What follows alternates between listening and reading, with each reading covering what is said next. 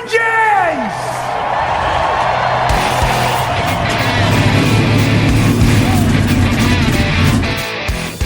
Hit the pace car! What for? Because you hit every other damn thing out there. I want you to be perfect. When I'm driving, I got a guy on the radio who talks to me. Can't see him, but he talks to me. Well, I wanna be a race car driver. Pretty girls eating from my hand, yeah. Wanna live a life of fun and danger. No sweating working for the man, alright. Well, I wanna be a firefighter. Cool-headed when the heat is on, yeah. Save my baby from the burning building. Take her home and put to sleep with the sun, alright.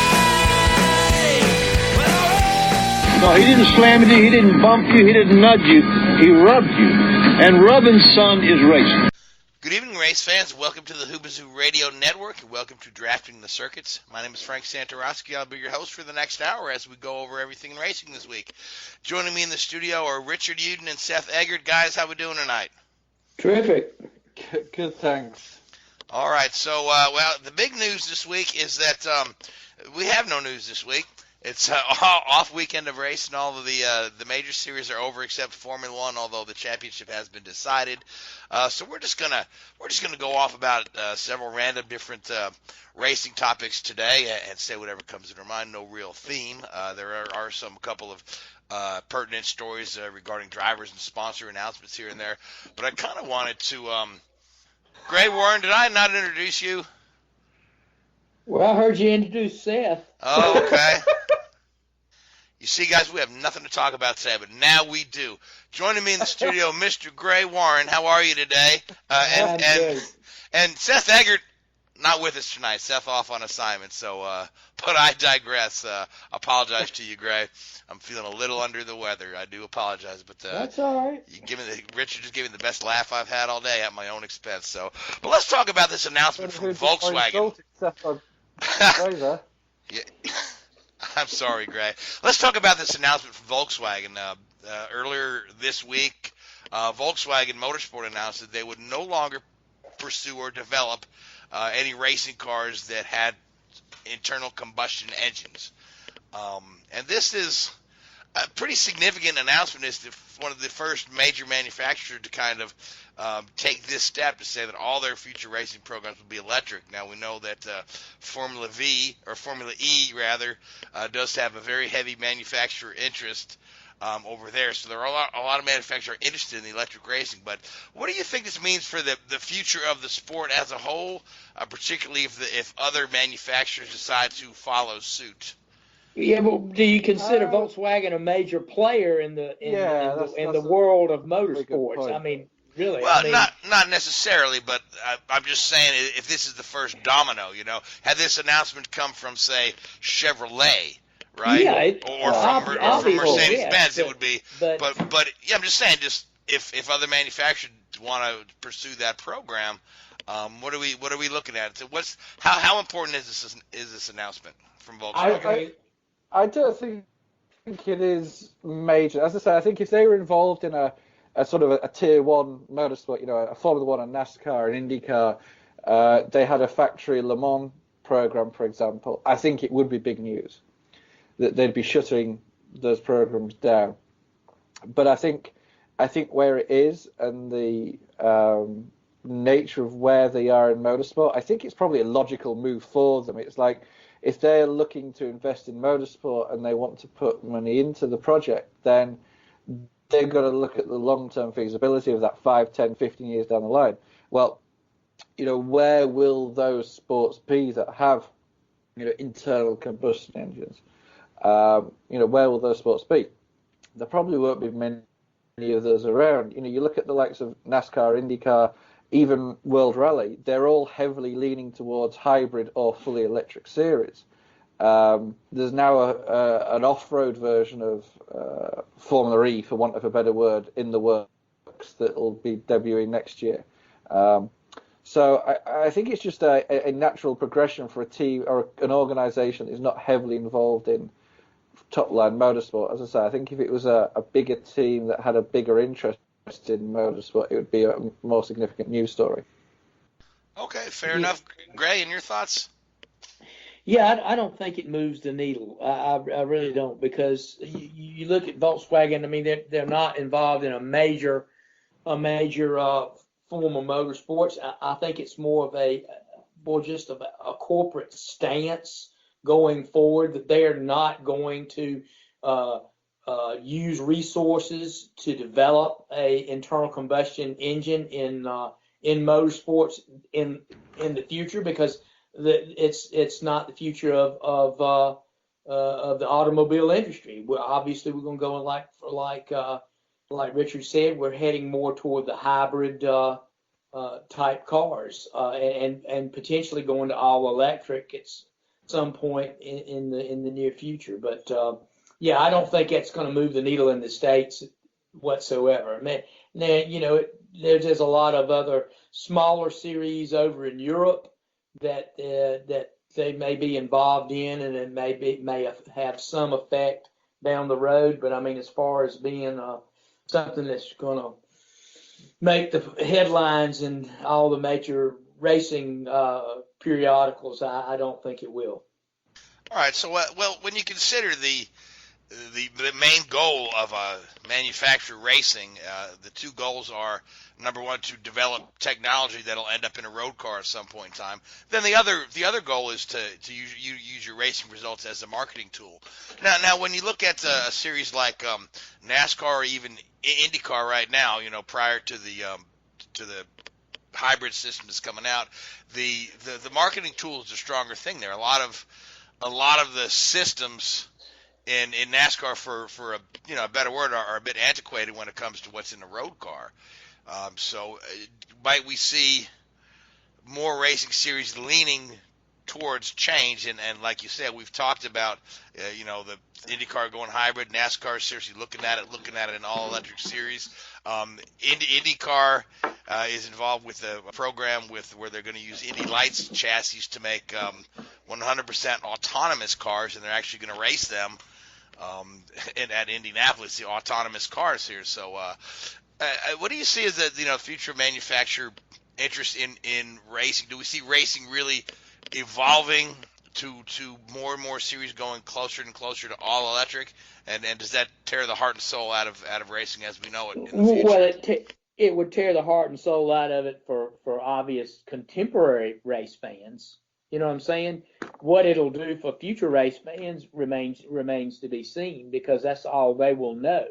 For people like us who've grown up with the sound of a screaming V8 engine or V10 or V12, depending on what series we follow or come from, it's going to lose some luster going through that progression from hybrid to all electric. I've watched the Formula E on TV, and that they sound like Power Wheels. Going for lack of a better term, a battery-operated vehicle. But do you not think that the racing is actually really good? Yeah, the side-by-side racing, but there's a thing that you know what I'm saying. It's the side-by-side racing. Yeah, the visual part of it. Yeah, these guys get out there, and if you turn the sound down on your TV, watching contemporary race cars, it would look the same. You know what I'm saying, as far as the side-by-side battle and the dicing and whatnot. But obviously, for the fan experience at the track, that's part of it. The roar of the engine, the power, the raw power. And to me, I love to hear a finely tuned racing engine. I'm sure both of you guys would agree as well that's what you've grown up with. I think it would be I just think it would be a major turnoff to what I'm going to term as contemporary race fans. And some may buy into it and adjust to it, but I think by and large, I think a lot of fans who've grown up with the internal combustion engine, would and of course a lot of these guys are car guys. They're tinkerers. You know what I'm saying? That the mechanics of it, the valve train, the reciprocating assembly, all that kind of stuff. That's what car guys are into. And obviously you would lose some of that when through through that progression to all electric too. So, but there again, another generation won't know that, so it's hard to say. But I think that transition in anything, you're going to lose some fans, but you may gain on the back end a newer fan. I just I'm concerned with NASCAR's thing. They're talking about going to this new car that they're going to in 2021. That's going to be a stark departure from what we've been running. I mean, the basic design race car that is running NASCAR now has its roots going back to the mid 60s. With the type of suspension front and rear that they use and that kind of thing. So this is going to be completely different. And there's talk in NASCAR, obviously, with their involvement with manufacturers, of employing some kind of hybrid technology in the next, I would say, next 5 or 6 years will be coming about. Now, how that's going to affect the older fan, I don't know.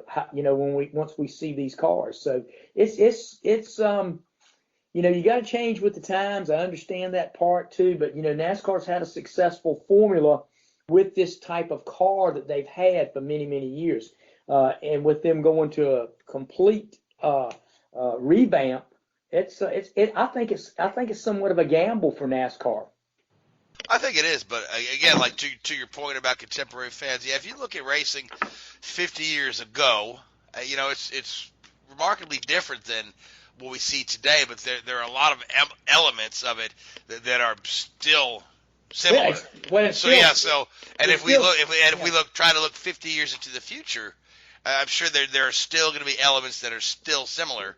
I hope, but it's going to be remarkably different. So we'll just have to see what the future brings. But I see more and more interest in this hybrid technology, and it's in order for manufacturers to get their bang for their buck on the racetrack. The racing series are going to have to mirror what we want to see in a road car, or what they like to see in their road cars in the future. And it was several articles out this week, with the end of the NASCAR season, and talking to the president of NASCAR, and they were talking about, going in the future. And I think he gave sort of a state of the sport address to the media when he was at Homestead. And that was one of the topics they talked about. And Richard understands this a whole lot better than I, but they talk about going this hybrid technology, and they're going to have to regenerate some of the power and stuff. And I mean, I'm sure that's something they're going to have to study and something they're going to have to work in NASCAR to be able to make it work. I'm sure it's going to be a work in progress, something that they'll work with the manufacturers to do, because again, that's the future of what the Ford and Chevrolet and Toyota are going to produce down the road, because it's going to be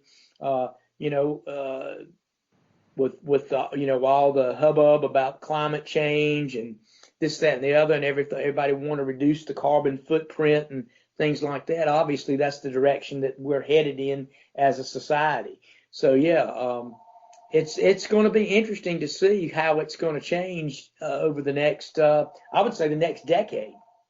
Certainly. Now, Richard, let's talk about these hybrid systems that are used in Formula One right now, and a little bit about the one that's going to be used in IndyCar now. My understanding is I'm not a big engineering tech guy, but my understanding is that we regenerate power based on the braking. That's correct. So, and we've talked about this in IndyCar. Well, how does that work on an oval? So take that another step forward. How does it? What kind of technology can you apply hybrid-wise to NASCAR, where we're racing primarily ovals? Yeah, I mean, that is going to be difficult. I mean, I think the only way the only way it's realistically going to work is to have that. There's got to be a trade-off, hasn't there? And I think Formula One did it quite well. And they said, look, there's a lot of negativity about these hybrids, and it was a contentious call when they went that way. But they said, okay, well, as a compromise, we're going to give you higher top speeds. We're going to enable you to push the cars harder, and in return, you're going to brake harder. So I think what you'll probably end up seeing is probably a higher straight line speed from the Cup car, which isn't hard to do, really. I mean, the engines are pretty rudimental as it is at the moment. It's not hard to eke more power out of those. So if you give them more power, it will allow them to regenerate or use regenerative braking through the corners. Whether that's going to act as a true hybrid and what percentage of power they'll be able to gain from the regeneration, I wouldn't like to say. I mean, it's not going to be a huge number in terms of percentage, but it'll be considerable. And it's almost going to be it depends how they enable. Let's put it that way. If they're going to be enabled so that power can be deployed like it is in a Formula One car, or if it can just be used in conjunction with the existing power output, it'll be an interesting concept. I'm not sure quite how they're going to work that, but I think that these hybrid systems are not cheap. That's the problem, and no matter what anybody does to get them in a Cup car, where they're obviously trying to reduce cost as much as possible, it's not easy. Now, I can't remember the going cost of a Cup engine or a lease scheme for a year with an engine manufacturer. It's certainly in the hundreds of thousands, if not millions of dollars a year for an engine deal. But for a hybrid engine, you're probably going to be looking to double that easily with the technology that's being involved. So how that's going to work from a competition standpoint, I'm not sure. It's going to be interesting. Yeah, it is interesting. You want to bring more manufacturer interest to the sport, but you don't want to drive the competitors out by making that price tag too high. It's a very narrow line, yeah. So, well, we'll just have to see what the future brings. IndyCar will introduce their system in 2022. Formula One continues to refine theirs, and NASCAR has one on the books yet to be announced. So, but let's talk about some driver news here and there. In the IndyCar series, the much rumored Nico Hülkenberg coming to Ed Carpenter team turned out to be absolutely false. Now, Rinus VeeKay did sign with Ed Carpenter Racing to take the seat that was occupied by Spencer Pigot. And again, here's a young man that was given a chance by Ed Carpenter, and Ed would have loved to retain the guy, but the fact remains that he needed a guy that could bring some money to the team. Ed brought along Scuderia Corsi last year to help out after he had lost his fuzzy sponsorship, but Rinus VeeKay comes well funded with some sponsors from the Netherlands. So the fact that he's a pay driver shouldn't put you off, because the kid is really, really good. He was a standout in the 3 IndyCar ladder series, and this is a ride he deserves. Yes, he's paying for it, but unfortunately the collateral damage. Spencer Pigot, is another former graduate of the ladder series, Indy Lights champion, that's without a ride, much like Ed Jones, who was in that other seat. Now, Ed's not announced that he's out of that other seat at Carpenter yet, although we do know that it's not going to be Nico Hülkenberg, but Carpenter says that seat is signed. He just, there's a few details you're waiting out, ironing out before they make the announcement, yeah. Did I see where Danica Patrick is going to run some oval races for Ed Carpenter? What you saw was somebody reposted that article from April Fool's Day. Oh, okay, I didn't know. I saw that made the rounds again. Yeah, but no, Danica is pretty happy with her podcast and her talk show appearances here and there, and I believe she's writing another book. But no, that was a false rumor. The one story that is kind of gaining steam is that other seat at Carpenter, the road and street course seat alongside Ed, who will drive the oval races, is going to be Connor Daly, which would be good for Connor and good for the fans. He's a fan favorite. He's had a couple of shots at a full-time ride, never really capitalized a ton. He's had a few good results here and there, but again, Ed Carpenter, if nothing else, has kind of shown that it's a good place to develop a driver. If you look at Joseph Newgarden, whose driving improved tremendously after Ed Carpenter and Sarah Fisher merged their teams, and we all know Joseph now is a two-time champion and a Penske driver, and that's has a lot to do with working with Ed Carpenter on just upping his game and how he approaches racing. And Spencer Pigot came along well. Unfortunately, his tenure has ended, due to financial conditions, but so it'll be a good spot for Connery if he gets that, but. We'll see. That's, nothing solid. The rumor mill in IndyCar is strong, and sometimes where there's smoke, there's fire. Sometimes there's not. But the other thing that we do know is that Sebastien Bourdais, who's a four-time champion in the Champ Car Series, is out of work at this late point in the season. Dale Coyne Racing had to let them go due to lack of funding. Coyne has stated that he's looking for a paid driver. He said, plain and simple, he needs a guy with $5 or $6 million. The reason Bourdais was let go has to do with funding and nothing to do with any strife within the team. They all wish they could have retained him. At least one news source, the Associated Press, is reporting that Honda has cut the support for that car based on the fact that Bourdais earned 0 manufacturer championship points for Honda last year. That is true that he earned no points. And to the folks that don't really understand how the manufacturer points structure work, you're thinking, well, he got a podium and he got a couple, top tens. How did he not score any manufacturer points? Well, the IndyCar manufacturer points, only 4 cars per event earn manufacturer points. And that would be the top 2 finishing Chevys and the top 2 finishing Hondas. So, I mean, if Chevrolet cars finish 1st through 5th, the 1st and 2nd place Chevrolet cars will get manufacturer points, and then the 6th and 7th place Honda cars will. Bourdais' podium came at Barber. The 2 cars ahead of him were both Hondas. Honda finished 1, 2, 3 there for Sebastien. No manufacturer points. Even Marco Andretti, who had a horrible season, his 7th place in Portland was good for Honda manufacturer points because the top 6 cars were Chevrolet. So it's funny how it works. There was one other guy who earned no points for Honda, and that was Zach Veach. Now Veach is very well funded. I don't know that Honda has pulled the plug on supporting him, or because he's part of the 5-car Andretti team. I don't know if he gets a pass, but this is honestly the first time I've heard of a manufacturer pulling the support of a driver because they didn't earn manufacturer points. And again, there's the Associated Press reported this, but some other sources like Racer and whatnot did not. They just said financial reasons. I do believe they've lost the Sealmaster sponsorship.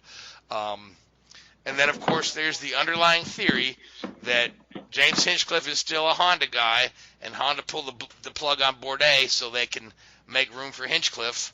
And if they put Hinchcliffe in the car, that could be the case. I honestly don't see it happening based on the fact that Dale Coyne was very, point blank and plain about saying, I need a guy with $5 or $6 million.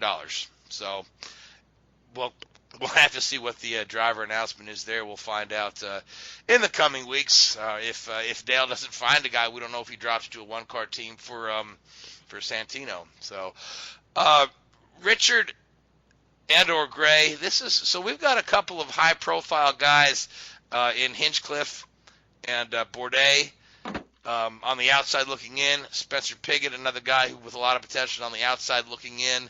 And we've got some really young, talented guys with money coming in to take some other seats. Now, Oliver Askew is McLaren. He does have a little money with the Indy Lights scholarship. McLaren, of course, have some sponsors. They've got some money. They've got Arrow Electronic as a sponsor.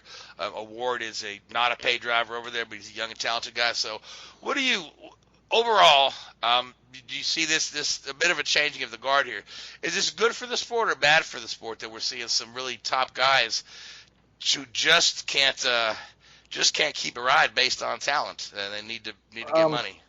Yeah, I think it's firstly it's a shame really to lose drivers of that caliber from the series. I know Bourdais probably hadn't had the success that he'd wanted or his talent deserved over the last few years. But it's really just sad in a way that, talent doesn't necessarily guarantee you a drive in one of these cars. But in all fairness, there's nothing new. We've known this for as long as we've been watching racing.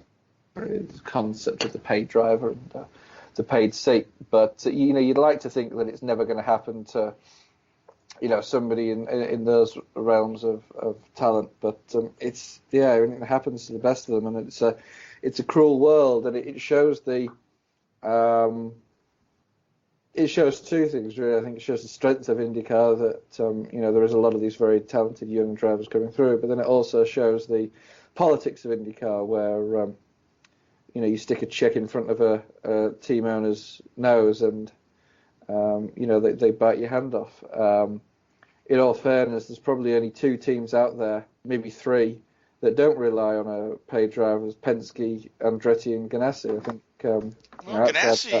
Ganassi took on Ericsson because he is funded. Well, yeah, Ericsson. They added a third car for Ericsson, and Ericsson is bringing, what I'm told, between $2 and $4 million to the team. I mean, he's funded by a consortium of different companies, but and Ganassi also said that he'd be happy to take Hinchcliffe on if Hinchcliffe brought a sponsor with $5 or $6 million. Okay, so he said he'd sign him in a second if he had the money, yeah. So and even 2 teams. 2 teams, yeah. Well, even Andretti's relying on Zach Veach brings that Gainbridge 1001 group. He brought that sponsor along, and they give the team more funding than I believe DHL and Napa combined. So paid drivers are everywhere, even at the top echelon of the sport. True. Well, it also shows you the hard facts about economics in this sport too. It's still tough times out there. I mean, for teams, even NASCAR and IndyCar, because basically, let's face it, TV ratings are down, across the board for all motorsports, and it's still a struggle out there to get teams fully funded. I mean, you got like Richard said, you've got the Penske's and the big teams that are Andretti's that are able to probably do this with a little bit more ease than the others. But yeah, it's still a harsh reality of the business. Certainly, yeah. Now, in all of this driver mess and these teams needing funding, there is some good news out there. Jack Harvey, who had a partial season with Myers Shank Racing last year, has announced that they've got enough funding, and that Michael Shank Racing is good to go to run the full series. They've got sponsorship from AutoNation. So that's in the sea of all these other guys looking for funding. Jack Harvey and Michael Shank have managed to, parlay a rather good partial season last year, where Jack had some very, very good runs, into a full season deal for this year. They've switched their alliance. They were aligned with Arrow Schmidt Peterson, but now they'll be aligned with Andretti as a technical partner, which will certainly be helpful. We all know the Andretti team is quite successful, so that's some good news for there. And Jack Harvey, if you don't know Jack, he has a series of videos he puts out on YouTube called "If You Don't Know Jack," where he lets you in on his life and things he does, and it's pretty interesting. He may put a video of himself, working out, or he had one I found particularly interesting where he went to the Bell Helmet Shop to pick up his helmet that was being prepared before race weekend, and just some really interesting stuff. But those sort of things have kind of gravitated a lot of fans towards Jack Harvey. Jack Harvey is building a nice fan base with an IndyCar. Plus, he's a charming guy and he's a good driver. So that's a big positive right there.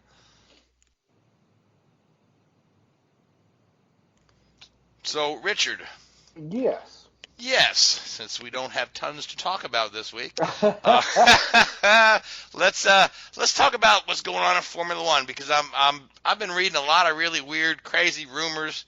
I mean, I read one today that Daniel Ricciardo is on standby to drive the Ferrari in case Sebastian Vettel decides to retire in the middle of this week. How does that work when Ricciardo is driving for Renault? I mean, is this just sports writers being bored, or are there some legs to that story? Oh, you never know with Danny Ricciardo, do you? I think he'd obviously jump at the chance. I think I'd be surprised if Vettel does walk away. I think if he, I mean, there's nowhere else for him to go, so it'd be a full retirement deal if he did leave. I can't see it, to tell you the truth. I'd be very surprised if that happened. But hey, you didn't say that when Nico Rosberg won the championship and he walked away the following day or whatever it was. So I think it's very unlikely. Ricciardo would go there in a heartbeat, I'm sure. It's not to say that the Red Bull project isn't going to work. The Renault project isn't going to work long term, but I don't think it's turned out to be quite as competitive as he'd hoped. I think the big telltale for Renault is that McLaren have been more competitive than they have towards the latter end of the season, and because they're running the same power plant. So that's obviously showing not only that Renault is probably down on power compared to even compared to Honda, which is a big statement, but compared to Mercedes and Ferrari, definitely probably on par with Honda maybe. But that their chassis and aero department are certainly not up to par with McLaren, which isn't a surprise given McLaren's pedigree and history and resources that they have available to them. McLaren will start to become competitive again for sure. But as for Danny Ricciardo going off to Ferrari, that came out of left field. I said, boy, that's an article that somebody just gunning for clicks or something when I read that. So, and then I read another article about Pirelli is concerned that spectators are too confused with the tire data that's being shown on television. Yeah, that is, to tell you the truth, that is a load of, whatever you want to insert your own expletive at your free will there. It's garbage. It really is. I mean, how they can even pretend to know some of that data, it's just mind-blowing. I mean, and unfortunately, it does destroy the concept for the fans, because the fans are going, oh, well, they're saying he's on, 40% tyre, but, forget it, No way is that the case. No way is that the case. They would have to be getting very, very, very detailed proprietary information from all the teams. And that's just not going to happen. They're just looking at a very, very basic algorithm based on tyre age and lap time to work out the tyre health. I wouldn't. I think it's silly. I really do. It's yeah. Yeah. So the TV people, they just make it up, huh? Well, pretty much, huh? It's an educated guess. Let's put it that way. So, and it's you've got to. Yeah, but do you think it's Pirelli says it's too confusing for the average fan? I mean, do you think the average fan is really is watching that and says, "My gosh, I'm so confused about that." I think they do a decent enough job of explaining it, but then again, I'm not what you would call the average fan. I've got a good base of knowledge, so. Yeah, the problem is what they're explaining is fundamentally wrong. So it's not that they're confused by it. It's just, again, the point you make there, they don't know any difference. So they're it's like, a complete novice going into a situation that they're familiar with, and an expert saying, oh, this is so and so, and you believe them because you take what they say as gospel. This is the first time you're watching a Formula 1 race, or you're not technically minded, or you don't understand the intricacies of tyre degradation. You look at that information and go, well, that's right. Oh, so that means that Hamilton's a far better driver than Verstappen, because Hamilton can do this lap time when his tyres have got 40% life, whereas Verstappen's on 80% life and he can't keep up. And it just doesn't work that way. The dynamics and the structure of a tyre, it's just no. It's just wrong. So what you're saying, if they really explained it to the fans, we'd all be thoroughly confused because there's just so much that goes into that. I got you. Well, I think it would. I mean, that's not to be patronising, but it is. It is literally a black art. I mean, you take a Formula One team. I couldn't give you a number, but I would estimate that take a Mercedes or a Red Bull or a Ferrari. I'm going to have a guess that they have at least 10, if not 20, sometimes PhD qualified engineers working on tyre predictions and tyre degradation and tyre performance. You can't portray that information to Bob, who turns on and watches Formula One once every 2 weeks on a little colour chart with some tyres on. It's just not true. It's just so bad. You're almost better off not putting it on there because you're giving them wrong information and misleading information.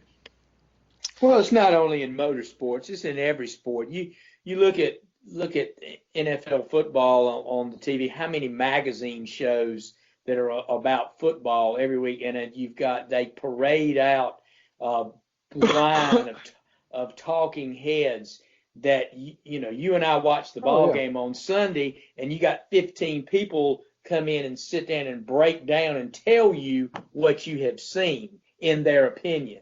Basically, it's kind of the same thing. I mean, the bit I love most is I was watching one game the other week, and every player on the field was the best player in his position. Yeah, it's like, say something negative, please. Right. It's just fluffing it all up to make it sound good. And they've got to be very careful with the information they give out because it can become misleading and it'll confuse fans. It's that concept of a little information is dangerous, or little knowledge is dangerous because they're going to sit there and they're going to make presumptions based on this information, which is fundamentally flawed. Yeah. And it's unfair on the drivers and the teams associated with it. Yeah. It's like bench racing. You're always going to have people come out and have their opinions, and obviously that's the fun part of viewership. You can sit and have your opinions, right, wrong, or indifferent, and you've got people that come along with stuff that support it, and some people that come along and just blow it up. But yeah, I mean that's part of it, and I guess the people in the media who do this stuff, that's their job. They have to come up with stuff to talk about and a storyline to follow. Yeah. And this is what comes out of it, and whether it's true or not, or somebody, some of it's rumor, some of it's conjecture, it's hard to say where it all comes from. And it's that way in anything, politics, sports, and anything really in this day and time. Oh yeah, and everybody's an expert because social media allows everybody to get their opinion out there. So it's an interesting time we live in. Yeah, we don't have to just listen to qualified experts. We can listen to self-proclaimed experts and argue with them just like in a public forum. Yeah, just like we do. Yeah. So, but anyway, so Richard, Formula One we've got one race left, but we're essentially going into a bit of a lame duck season on the current engine package. Before it's 2021 where a new engine package is coming in. Is that correct, or is it 22? I think the engine package is staying the same. It's the aero package and the mechanical package that's changing. So for 2021, they're going to reintroduce the ground effect concept into Formula One with the aim of producing a lot more undercar aero, which will mean that they're far less susceptible to following in what they call the dirty air from the cars in front. So I believe the engine packages are staying reasonably consistent. I think it's the aero side that's seeing the biggest changes. So that'll be so I mean, with that next year, basically. Yeah. Right. So with that in mind, right? So we're going into the 2020 season where we're going to have wholesale changes in 2021. Yeah. Does that mean for like a more competitive season next year for us? Because a lot of folks will really not focus on developing the current car as much as tooling resources into the new car. Will we see a plateau, or do you think that some folks will just continue to develop on the current car? I think, well, it's an interesting kind of conundrum then, you know what I mean? Why funnel money into this when you're shelving it at the end of the year? 100%. I mean, obviously there's the rewards and accolades that come with being successful next year, but there's two schools of thought to it, isn't there, really? You take the Brawn concept, who are probably the most recent winners, if you like, from a big aero change or a big performance change. And well, I guess you can also include Mercedes in that conversation when they went to the hybrid era. I mean, they've been undefeated since we've run a hybrid engine in the championship. And both those teams sacrificed the previous year to get that sort of leg up, if you like, in their first championship winning season. So you'd have it a guess as teams like Williams and, dare say, Haas and some of the smaller teams will be putting less effort into their 2020 car and diverting resources to 2021 earlier, because it's an opportunity for them to become competitive quicker. Whether you'll see the same thing at the front of the field is questionable. You could argue that the likes of Mercedes and Red Bull and Ferrari will be a bigger advantage because they can do a dual development scheme. You know, they can develop a 2020 car and a 2021 car and still be competitive. So it's a little bit of a balancing act there for sure. But you know, who knows what's going to happen? Who knows? It's going to be interesting, that's for sure. You know, and you think about it. The rules are the same for everybody now? You know what I'm saying? And you don't have parity. You're not by taking things away, essentially from the bigger teams, the more successful teams. You would think that it's going to bring them back to the rest of the field. But what people fail to realize, there's other reasons that these teams are as successful as they are, and you're never going to take those intangibles away, and the cream is still going to rise to the top, even when you take those things away to bring them back to the rest of the field.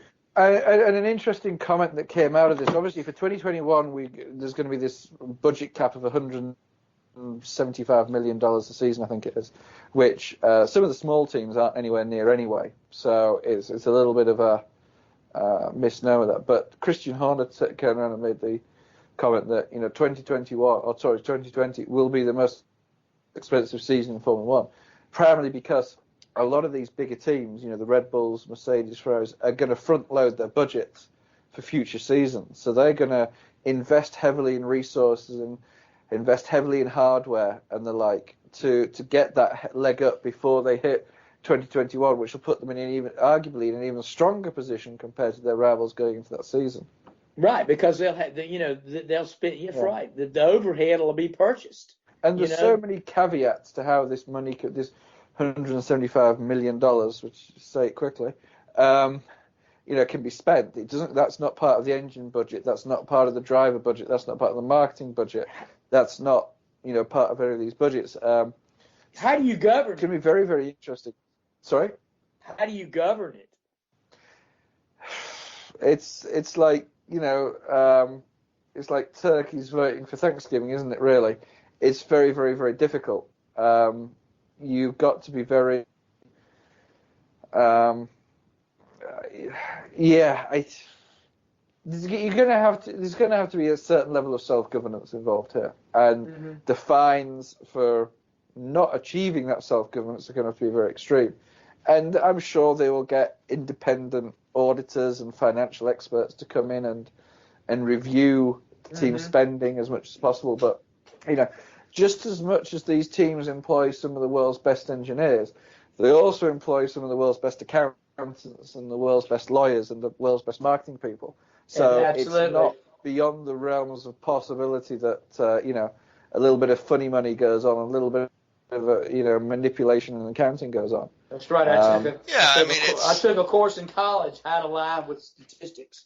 Exactly. Yeah, but if you think about it, it's going to be very hard to govern. Unlike a salary cap in a stick and ball sport where it's easy to see that you're paying this player this much, and this is what it adds up to. When you're talking what the race team is spending, you've got, I mean, a lot of these race teams own subsidiary companies, like McLaren Applied Technology. So who's to say McLaren Applied Technology can't make very expensive parts and then sell them to the race team at a deep discount? And so, well, the race team's only spending this money, but they're spending that money through the subsidiary company. Yeah, it's just a case of the salary or the budget cap is going to do nothing to level the playing field. And what do you give you to give you a quick example of that? I mean, slightly off topic here, but the concept of salary caps now, there's what as you quite want to call them a stick and ball sport, rugby league back in England's a very, very popular sport,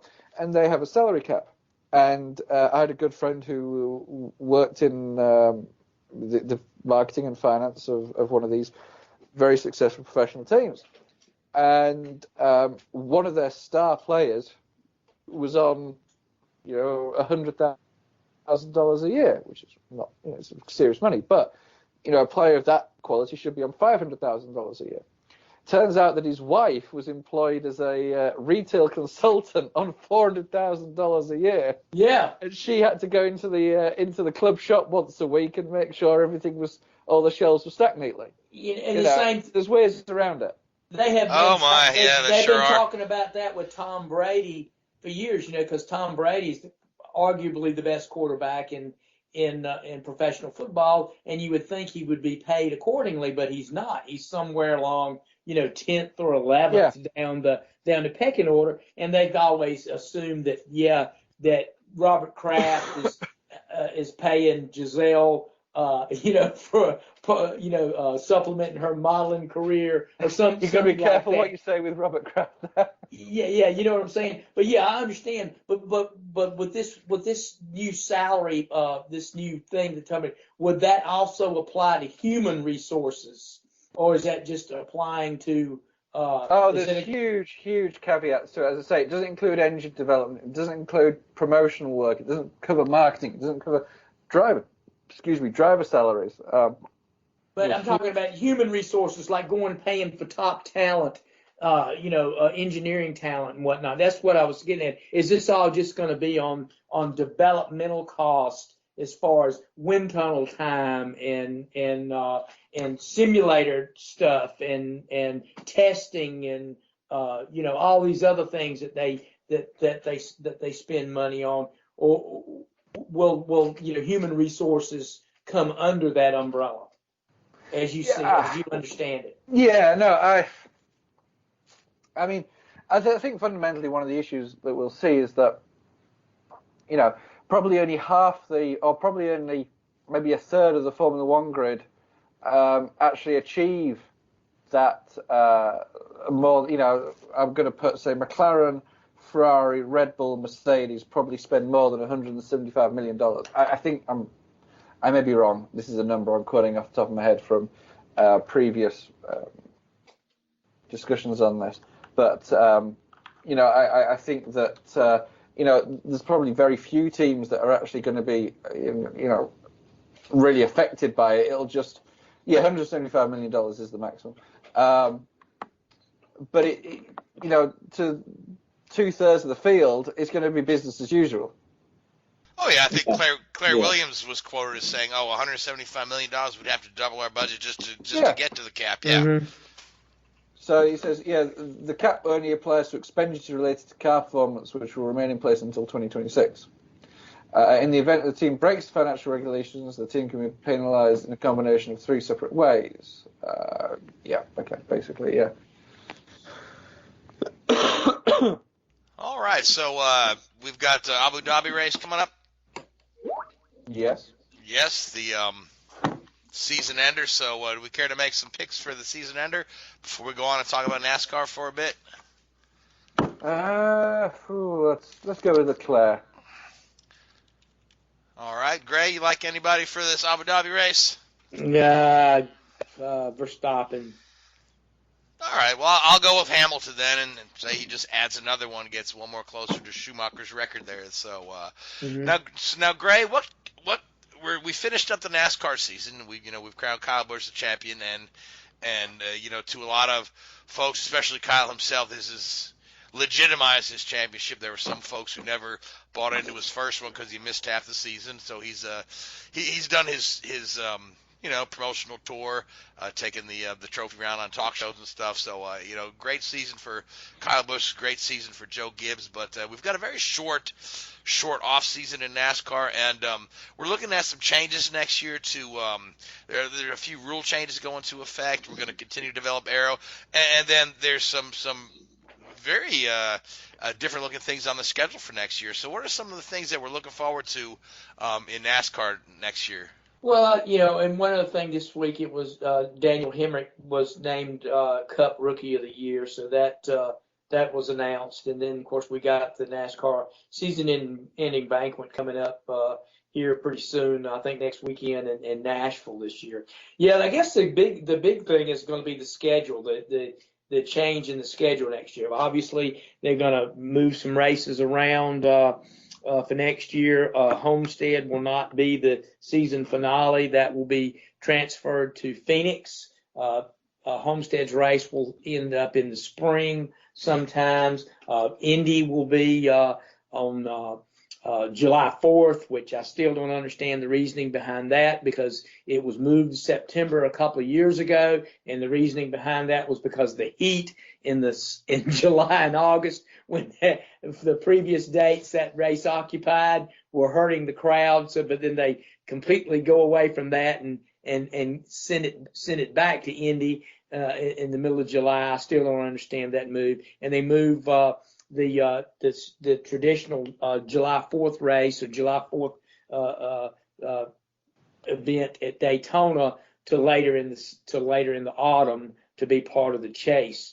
And a few other dates have moved. Martinsville will now have its spring race will be a night race, and I believe it's either going to be in late April or May next year. And a few other little changes in the schedule. And then Pocono's going to be a doubleheader. Doubleheader at Pocono, that weekend. So a few things to come in and kind of spice it up and change things up. And I think we'll probably see more flux in the schedule. They'll probably change it up every 2 or 3 years now.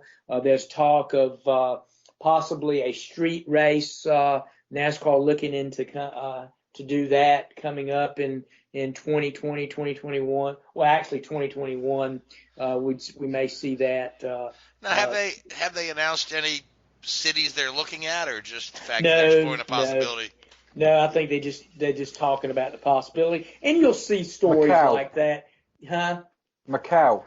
Yeah, you'll see stories like that pop up this time of year. It's kind of a dead period for NASCAR news, not a lot going on. Of course, the big news of last week was Jimmy Johnson announcing that next year will be his final season in Cup. So that kind of spiced up the news cycle a little bit now. But there's not much going on right now. There'll be a little bit of news coming out of the banquet next week. So you'll see stuff like that coming up, and just something to keep the fans kind of interested in what's going on. But yeah, we're into this period right now where we're going. I guess the big thing that's the talk in the garages and in the shops right now is still the new race car and what's going to happen. Who's going to get the contracts for a lot of these new components that are coming out in the car that's going to debut in 2021, and there'll be some more testing that goes on with that car as we go into the season next year. So that's the one thing I'd tell fans to kind of keep their ears to the ground on, the stories that come out about that as that process goes through and gets nearer to a finished product. Right. Now is Dallara locked in as the chassis manufacturer? I don't know that they are.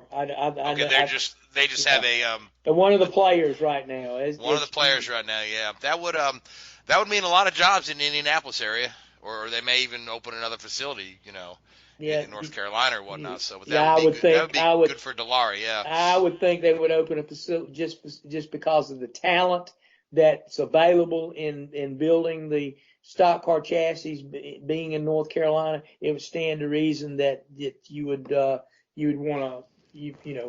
want to put it here in North Carolina and have a readily available pool of employees close by that's probably going to need work, because obviously a lot of these teams that have been building cars over the years, unless they have Xfinity programs, are going to need far fewer employees than they've had in the past. So we'll see how that goes. But still a lot of that stuff up in the air.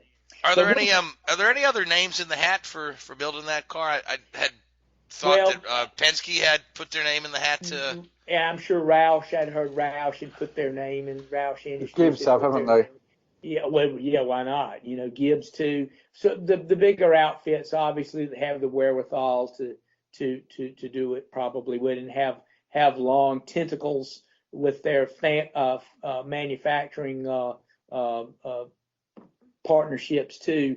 Yeah, it's hard to say, but a lot of stuff I do know that someone was telling me today that they've seen the new powertrain thing. It's sort of a like a transaxle type thing. Again, that's going to be a stark departure from what NASCAR's run. NASCAR's run like the 9-inch forward rear end housing forever, and for 4 decades. And of course, that's going away. And there'll be a little bit that'll be different. Different manufacturer for that, different maintenance procedures and things like that on how that's going to be maintained. Like I said, there's a lot that's going to come into view as we go further into the season. In that, as far as that, we're just going to have to kind of stay tuned and see how it develops. Yeah, it's going to be interesting, that's for sure. Yeah, because it's going to be. I mean, this is the first time we've had a common manufacturer for all of the.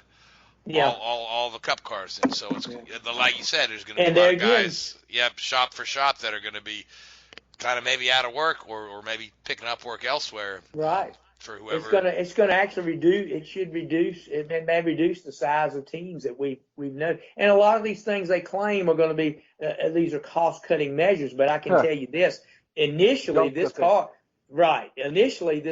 is going to be. Initially getting these cars off the ground is going to be quite expensive, and more expensive than building the current Cup car, the cost of a current Cup car. So, that may be something that they may save money down the road, but initially it's going to be quite an investment, and it's going to cost the owners to get these new cars up and running and developed and purchase the stuff to do it with. But one thing I want to ask you guys, there's been a lot of talk. We can do kind of a movie review. I haven't seen the movie yet, but I plan to go. But it's you see the trailers all over TV, the Ford versus Ferrari movie. Have any of you guys seen it yet? Not yet, unfortunately. No. Yeah, okay. No, me either. I've heard several people have gone and say they really enjoyed it. Yeah, I did watch the documentary that Adam Carolla and his partner Nate Adams put out, the one called The 24-Hour War, which is a very, very good document. I'd watched that earlier in the year. I wanted to rewatch that before I head out to the theater and see the dramatic version of it. So, but I mean, I've heard really good things about the film from folks that are not even race fans. Of course, you folks that are race fans and are race historians want to point out every inaccuracy in there, which is par for the course. Well, it's those of us that know fact for fact want to point out what's wrong with the film rather than just sit back and be entertained. Right. Hollywood is about entertainment, and it's designed to be entertaining and maybe not 100% factual, but it looks really good. I mean, the actors involved are top shelf. So artistic license. Yeah. Yes. Based on true events. Yes. Yeah. So I didn't know if any of you guys have seen it. I plan to try to go here in the next few weeks to go and take it in, because that was a significant period in motorsports. In of course, in our lives, we grew up around this stuff, and it's a story that we know and have read about all our lives and talked about. My son even studied this in law school, the part of it. He talks about how Ford was wanting to purchase Ferrari, and they go over to Maranello with their string of team of lawyers and whatnot, and then there is Enzo with this the town attorney with him, and he meets this team of high-powered legal team that Ford brings in, and he said they have studied certain concepts of how that went down in their law school classes. So it's pretty interesting how that came about. But yeah, I look forward to and that's part of that's depicted in the I won't spoil it for some of the people who haven't seen it yet, but that part of it is depicted in the movie. So yeah, that's one of the things to look for when you go see it. But I hope to be able to go see it, because I've heard good things about the flick. Yeah, me too. I can't wait to go see it. So, but with that being said, we are out of time for tonight. So, great job in filling an hour with no topics to talk about, fellas. I really appreciate that. So, thanks to the Hoobazoo Radio Network, and thanks to iHeartRadio and Spreaker and Google Podcasts and all those folks that host us. And thanks for you folks that tune in and listen to us. Next week will be our season-ending show. So make sure you tune in for that one. We'll recap our bold predictions from last year, see who was right, who was wrong, and make our bold predictions for next year. But until then, we'll talk to you in a week. Good night. WHOOBAZOO, that's Hoobazoo.com. Enter website, enter website, enter website, enter website.